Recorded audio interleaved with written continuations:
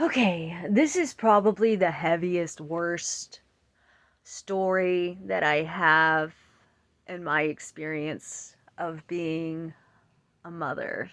Okay, so let me just back it up a little bit.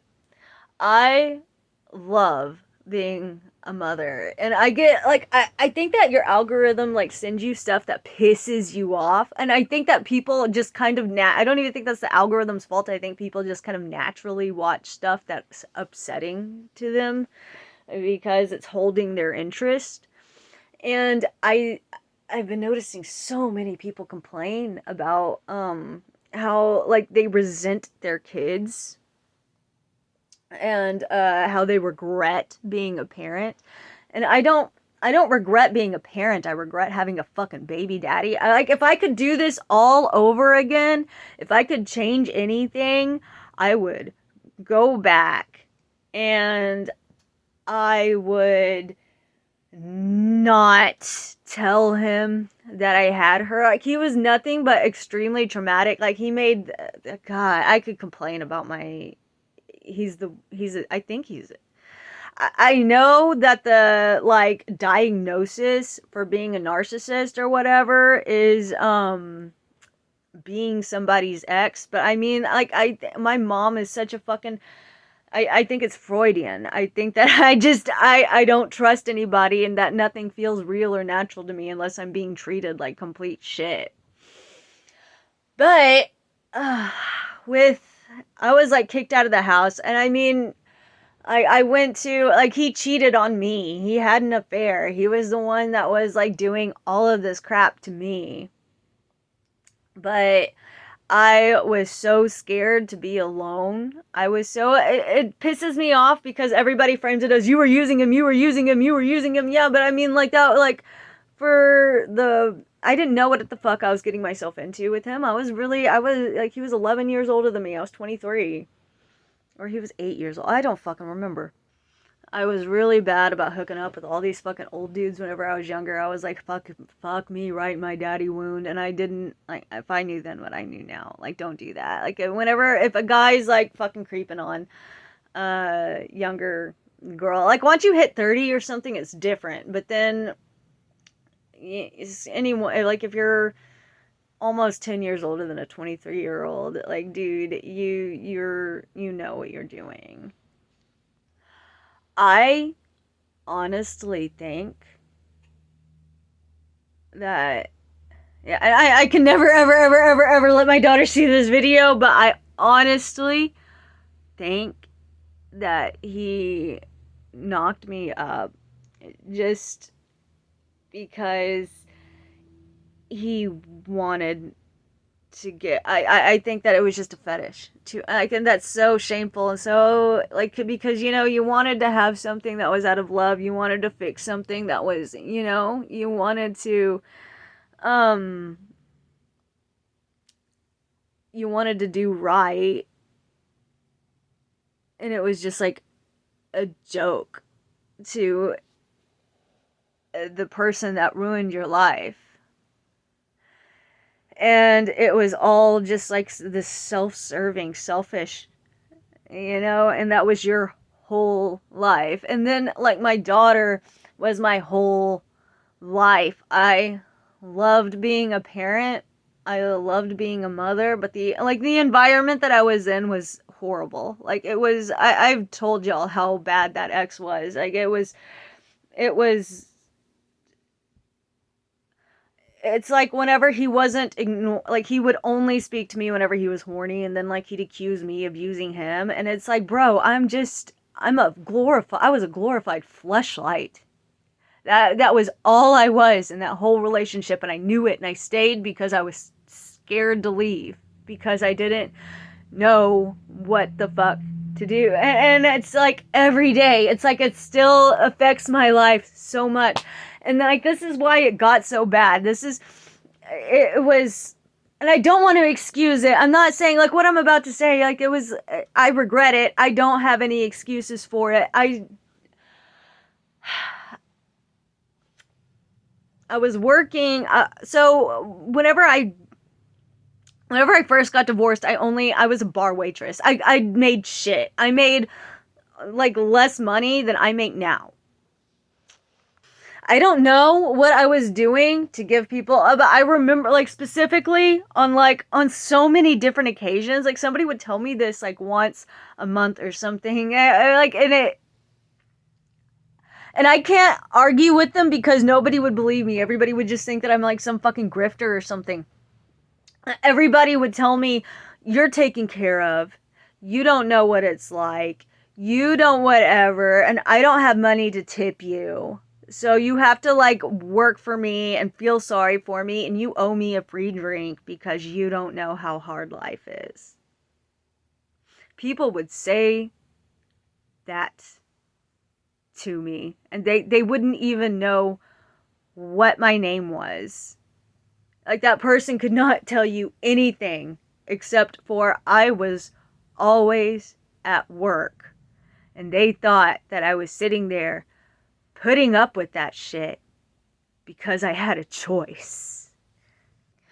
I worked at a pawn shop. I worked at a bar. I worked on cam. And I worked at liquor sampling. And I would hear this bullshit at every single fucking one of those goddamn jobs. Somebody would tell me that all the fucking time. And it was like and I could, like, if you're in customer service, you know you can't defend yourself. You just have to fucking take it. Like, working as a waitress or whatever, it's just like bending over and getting fucked in the ass every single fucking day.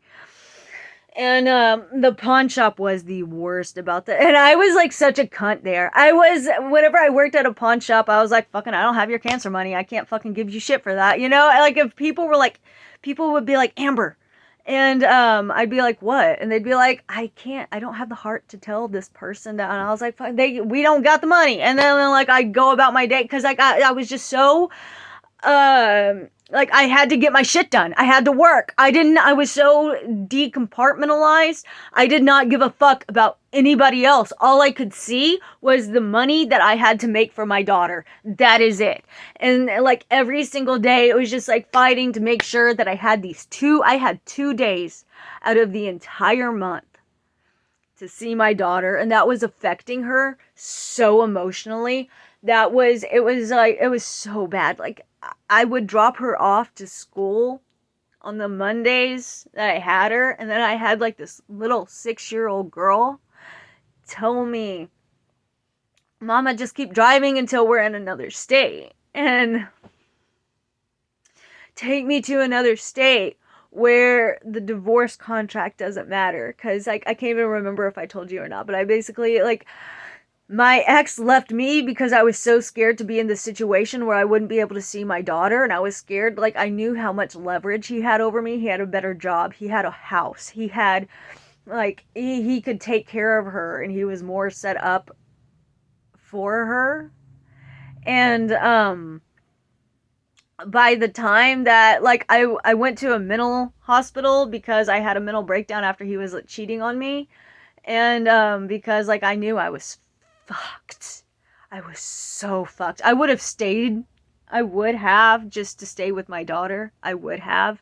But he kicked me out and he had another girl lined up. And then that girl left him. And then, like, I got to have her all the fucking time because he was trying to find, he can't be alone.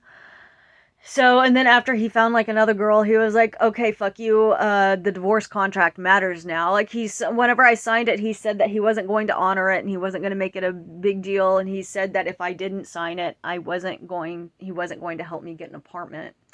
And, I don't know why I believed. I was so stupid. I'm so stupid. But my kid is perfect. My kid is absolutely perfect. And, but whenever I was working all these jobs and I could never see her, and she didn't understand that she was having behavioral issues. And, it wasn't like behavior, like, I don't mean to make that sound bad, but like whenever I had her, she was just so angry and she didn't understand why she couldn't see me every day. And she didn't understand why I couldn't be in her life the way that I wanted to. And everybody was just like, ignore it and keep coming to work, ignore it and keep coming to work, ignore it and keep, because like you're punished for being competent. You can't fuck up, you can't miss a day, you can't, like, not whenever you're the only person that's there and everybody is counting on you. And it like went to the day, the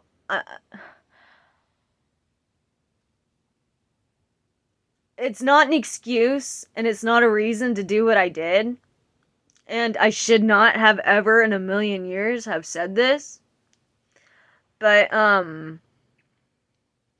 I mean, I've lost my shit. Like, it's not, I can't sit there and be fucking perfect every fucking day. I can't, like, you like, I don't want to say that, like, it was, I have an excuse to, I did not have an excuse. It's not an excuse. I shouldn't have said this. But my kid was like, it was like an all day long tantrum, and I know that she was just hurting. I know, like, it wasn't just, she wasn't spoiled, she wasn't bratty, she was hurting. But I just kind of, I broke down, and I screamed at her. And I mean, like, I've snapped and I lost my shit, and I've, like, it's not like that's never happened, but I was screaming, well, nobody wants me because I have you. And I said, I know I shouldn't have said that, just like it came out of my mouth, and I just started screaming, like, I do everything for you, I'm stuck here because of you, like, and I went off. And she stopped having a fit and she went to her room. I went back to, like, I calmed down, like, I had a cigarette, and then I went to apologize to her, and she was crying, and she wasn't throwing a tantrum, she was just crying, and she said, I'm sorry that I make your life so bad. And, you know, like a little 6-year-old, they're not manipulating with that shit. Like, I made her apologize to me for existing. And, like, the thing is, yeah, and like, I know better. I knew better than to say that. I don't even think that. I don't even think that. Like, I don't think that she made my life bad. I think that she's the only good thing in my life, and that not having her is the hardest thing that I've ever gone through in my whole entire life. I mean, I don't, the thing that I do think is that, like, yeah, whenever I was younger, I was on the market, and I was like, there was competition over me, and then people wanted me because I didn't have a kid, and that was my selling point to them. And then it's like every single fucking piece of shit that I've ever been with that would take me, because back whenever I didn't have a kid, is the same as every guy now. They're like, oh, like, in order to hold any guy's attention, I've had to do them favors. I've had to, like, it had to be like, okay, you're a fucking freak, so you owe me anal, and I'm giving you all this attention, so I expect all these freaky sex acts. I expect this and this and this and this. And I mean, I'm such an idiot that, especially back then, I don't do this anymore, but whenever I was younger, I would just be like, please, for the love of God, I don't, like, I think that it's just because, like, I would get, like, a really close friend at school all the time, and then they would just leave because, I was, like, the weird kid. I was the outcast. I was, like, everybody felt, that's, like, a whole other video. But, I think that gave me, like, losing all my friends, losing my father, losing everything, made me, like, really weirdly attached to, like, where I would be like, okay, I'm fucking worthless. I will do anything it takes to keep a guy interested in me. I was really bad about that whenever I was younger. And then, like, I noticed that I can get like that. There was, like, a guy whenever I was, and, like, I knew he was just gonna ditch me. I knew this is maybe like 3 or 4 years ago. I knew he was just using me. I knew that he was just saying all the right things to get like the freakiest sex ever. And then like the second he was like, "Oh, and I've never had a threesome either." And then I was like, "God, it's just never going to end. It's just never it's going to be." That's whenever I put my foot down and I said no, and as soon as I said no, I knew that he was going to leave, and he did. And I like every I'm so exhausted with men because it's like every every dude expects so much from me. And then like one of my customers the other day is like, "Well, what's your fantasy? I want to do your fantasy for you too." And like I lied. I just made up the first thing off the top of my head, but I mean like my fantasy is to not feel exhausted when I'm talking to somebody. I want to not be I want to feel like I don't have to perform for them. You know, I want to feel like I don't have to do all this crazy fucking sex stuff. I want to feel like I don't have to do anything for them in order for them to still be there or like listen to me. Like the bar's on the fucking floor and they're tripping over it. I think the worst thing, like, I'm so sick of hearing. I don't really like complaining about dudes or anything anymore because everybody, it's like, "Oh, it's all your fault. You're picking all the wrong guys." It's everybody. It's everybody. Everybody is like that. It's every guy. And if you think that your husband is fucking perfect, it's because he's fucking somebody else. I guarantee it.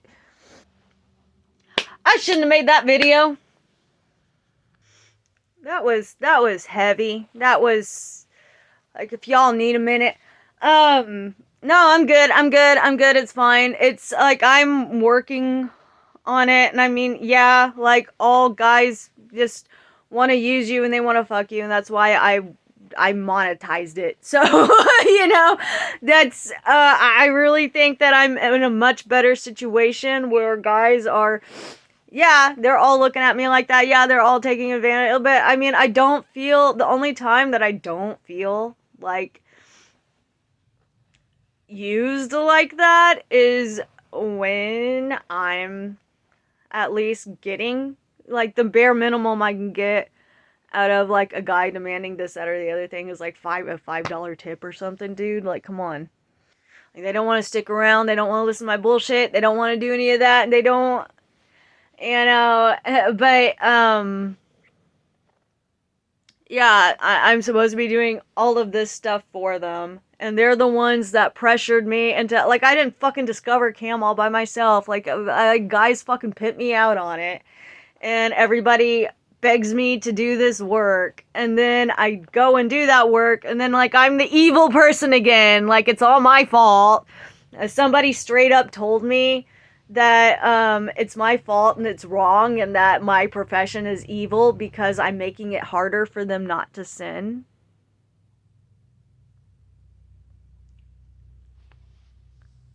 My responsibility, right? But yeah, it'll be all right. It's not all bad. It's not all like I get emotional and stuff up here, but I mean like my story isn't unique. My story, like, I know, like, this is the plight of being a single mom in America. Sucks. Being a cam girl is like the exact same thing as being like a landscaper for a dude. Like, you're selling your body and you gotta, like, it's the thing that you can fall back on. It's the thing that'll pay the bills. And it's like, don't get me wrong, like, I appreciate my customers and everything. I kind of feel like the customers that I get, the paying customers, they can be told no. They treat me better than I think. Like, yeah, they're still shitty, but like, as far as shitty goes, like, I've been treated better by customers than I think that I ever have any other man.